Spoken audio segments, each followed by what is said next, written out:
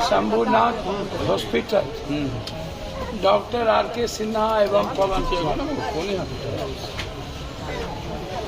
एक कमजोर गरीब दलित की बेटी के इलाज के संदर्भ में दोनों किडनी निकाल दिया गया। लोगों नीचे कीजिए। इससे बड़ी घटना दुनिया में क्या होती है? जैसे कोरोना में लगभग लोगों ने किडनी निकाला, पोस्टमार्टम नहीं होने के नाम पर, डर पैदा करने के नाम पर कोरोना में लगभग किडनी निकाल दिए गए और किडनी के को निकाल के मार दिया गया और कह दिया गया कोरोना से मर गया। लगभग लोग कोरोना से नहीं मरे, ना कोई जांच का पता, ना कुछ का इलाज। लगातार जो ये बड़ी घटना है, छोटी घटना नहीं है। हमें खबर मिली, प्रवीण जी ने हमें, और अखबार, चैनल, यूट्यूबर के मुताबिक हमें लगा कि अब इस घटना को भी सरकार ने कॉग्निशन अभी तक नहीं लिया, और जबकि डॉक्टर के द्वारा ही किडनी निकाला गया और इसकी पूरी जांच नहीं हुई। अभी तक 302 के मुकदमे, 3 एफआईआर लॉन्च नहीं हुआ। आर.के. सिन्हा, पवन कुमार पर एफआईआर लॉन्च होना चाहिए, उनका सर्टिफिकेट कैंसिल होना चाहिए, उनके हॉस्पिटल बंद होने चाहिए।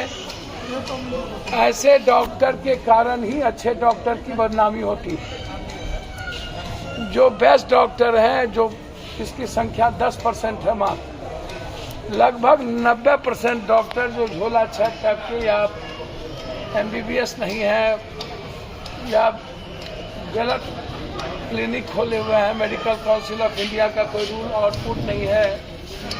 लगातार बीमारी बढ़ने के कारण ये ड्रग्स माफिया और ये हॉस्पिटल की मिली भगत और सिस्टम की मिली भगत, हम तेजस्वी जी को कहना चाहेंगे, जैसे केंद्र मस्त है वैसे आप लोग मस्त मत होइए। बड़ी उम्मीद और बड़ा सपना आप लोगों के में देखा था।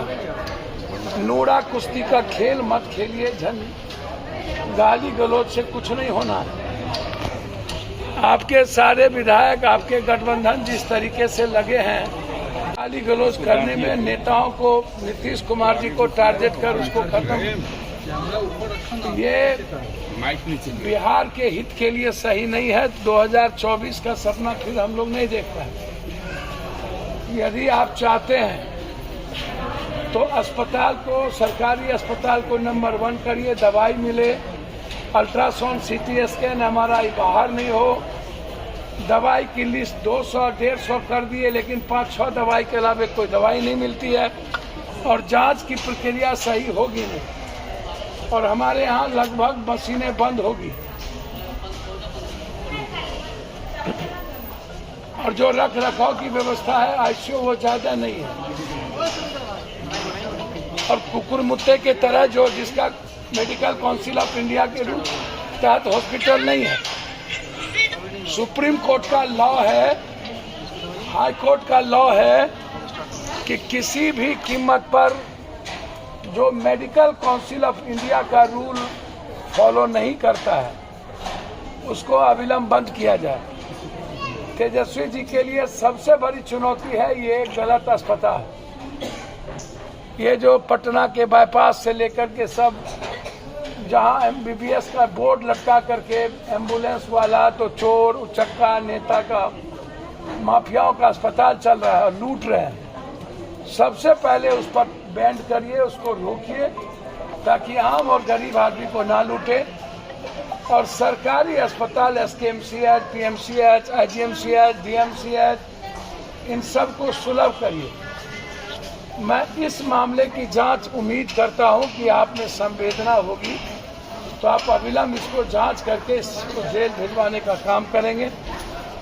मैं कोशिश करूंगा, यहाँ तो जब तक कोई परिवार नहीं देगा तब तक तो किडनी ट्रांसप्लांट की संभावना नहीं, और इस बेचारी को जिंदगी से जाना न पड़े। दोनों बच्चे के लिए उस अस्पताल मालिक की संपत्ति को टैग किया जाए, उसी के संपत्ति को बेच के दोनों बच्चे, जो 3 बच्चे हैं, उसको कम से कम 20 लाख रुपया मुआवजे की व्यवस्था सरकार, उसके हस्बैंड को नौकरी की व्यवस्था, किडनी की व्यवस्था होगी तो उसके इलाज में जितने खर्च होंगे पप्पू यादव करेंगे। मेरी पार्टी की ओर से, जन अधिकार पार्टी की ओर से हमारे नेताओं ने, अभी जो सारे लीडर हमारे सीनियर आए हैं, इनको अभी कुछ मदद किया है। निश्चित रूप से आगे जितनी मदद होगी दवाई में वो हमारी पार्टी करेगी। लोकसभा के बाहर, विधानसभा के बाहर, सेक्रेटरिएट के बाहर, सेक्रेटरिएट के भीतर सब दलाल बैठा है, तो SKMCH के बाहर तो दलाल बैठेंगे ना। दलाल की ही तो चांदी है इस देश में, इस कंट्री में, सभी जगह बहुत क्लियर है। मैं सिर्फ इतना जानना चाहता हूँ कि ये दलाली जो माफिया है, ये तो नेताओं के साथ और पदाधिकारी के साथ टैग है ना हो, तो दलाल पर अटैक करते हैं, पदाधिकारी और नेता को छोड़ देते हैं। यहाँ के MP, MLA, मंत्री, संतरी और कलेक्टर से लेके SKMCH के पदाधिकारी और यहाँ के जो सुप्रिटेंडेंट है, उसकी क्या जिम्मेदारी है? उनका हाथ कान दलाल ही तो है। सुप्रिटेंडेंट और नेता दलाल से ही तो चलते हैं, तो दलाल को गाली देके खाली क्या फायदा? तो इसीलिए दलाली प्रक्रिया खत्म करें। नंबर 1 बनाना चाहते हैं और नंबर 1 बनना चाहते हैं तेजस्वी जी को।